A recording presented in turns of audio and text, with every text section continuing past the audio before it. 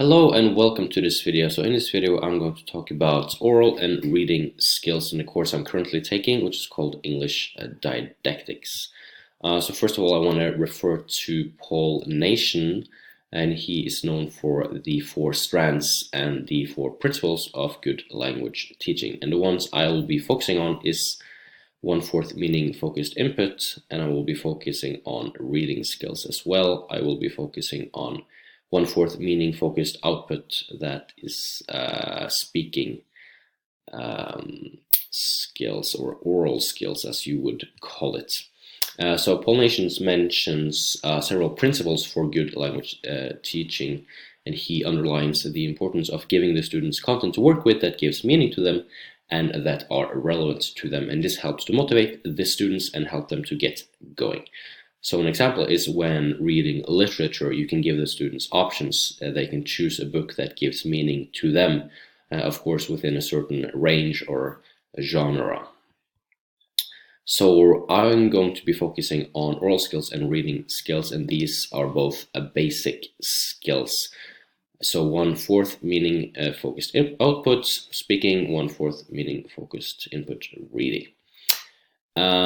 Yes, oral skills do include both speaking as well as listening. So some of the learning goals or the competence aims, these competence aims are actually quite new in the new Norwegian curricula that will be put in effect from the autumn of 2020. So the ones I chose is use suitable strategies in language learning and communication. Explain, repeat the argumentation of someone else, and use this to follow up others' comments in conversations and discussions about different topics.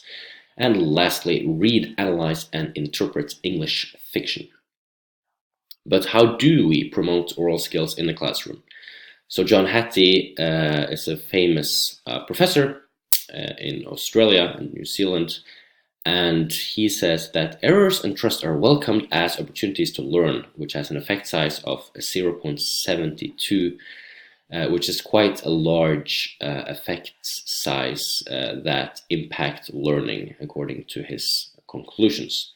So we want to create a safe place to speak English, and we want to create a safe space where errors are actually welcomed, and this helps to break down the barriers the students have. And students are really encouraged to take initiative to speak English in the classroom and really make them active learners.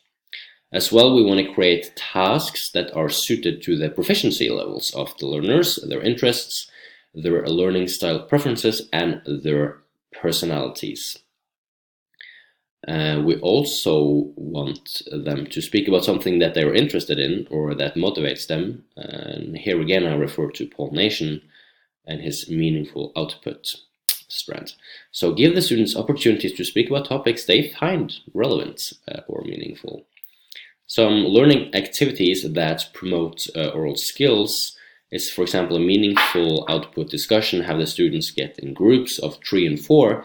They are then to speak about the recent controversial political issue of their choice. And then the students engage in argumentation against each other. For example, a political debate about immigration or climate change or something controversial that's in the news in the US or in Norway. And this follows the competence aim of explaining or repeating the argumentation of someone else and using this to follow up on others' comments and conversations and discussions about different topics. And I really think that this learning activity also promotes deep learning, because the students have to think for themselves and come up with some good arguments and solve some problems. Other learning activities that promote oral skills can be a listening exercise, listen and do.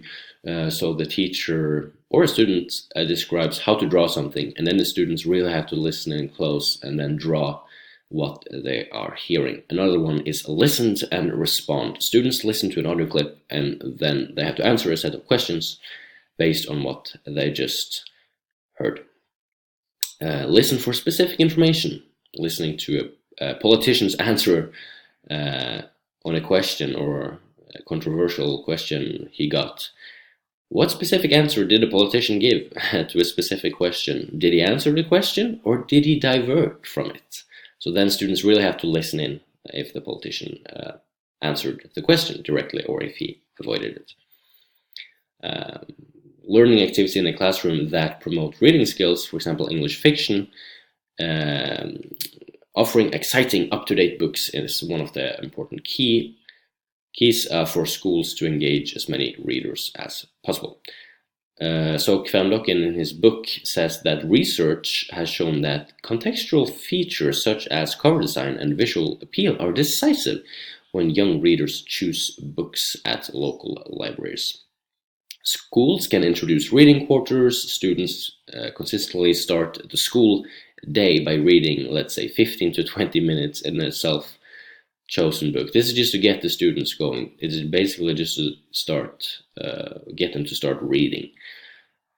So the main emphasis when working with literature for youth should be on making students enthusiastic about reading. Just get them to read. Yeah, some other learning activities. So the aim of learning activities to promote reading skills should be to make all students develop a reading habit in both English and in other languages. That would be great as well. So youth fiction books are great as the main protagonists are usually the same age group as the reader, plus the main characters are often easy to identify with. And benefits of reading youth fiction? Well, a lot of the themes in youth fiction are covering major contemporary social themes, for example, bullying, friendship, heroism, love, and social problems. And often these are usually film or TV adaptations on Netflix or online or somewhere else. These books are usually made into films or series. Some other benefits to reading fiction. In a 2018 study, researchers reviewed experiments on the effects of reading fiction, and they found that it modestly improves people's capacity to understand and mentally react to other individuals and social situations. And by large, that was after reading just a single story. So we do know it has a big impact. Extensive reading as a learning activity for students to promote reading skills. So you can have these extensive reading projects where the students they select a book to read, then they take responsibility for their own reading progress, and later they will share their opinion. So there are many different ways you can do this. The project can be used to improve both reading and oral skills. The students can present their books to each other in groups. Of course, the presentation should include some certain criteria for the students to present. For example, they have to present the plot, the setting, the genre, the character development, the narrative structure, etc. to each other. And we just had this project in my placement period the last couple of weeks. Was when I was in my praxis, as we say in Norwegian. And these are some of the books that the students chose. These are all English fiction books. So in conclusion, during my placement period, I found that during the extensive reading project, most of the students actually chose books that are also movies or TV series on Netflix. And we live in a world that is constantly changing. And when teachers have reading projects, they should give the students some freedom to choose books that interest them. And this really, the point of this is to get them to read. And we want the students to select the books they wish to read, but we want them to take responsibility for their own reading progress and later share their opinions about the books with peers. And this was a really successful project that I just saw in my placement period.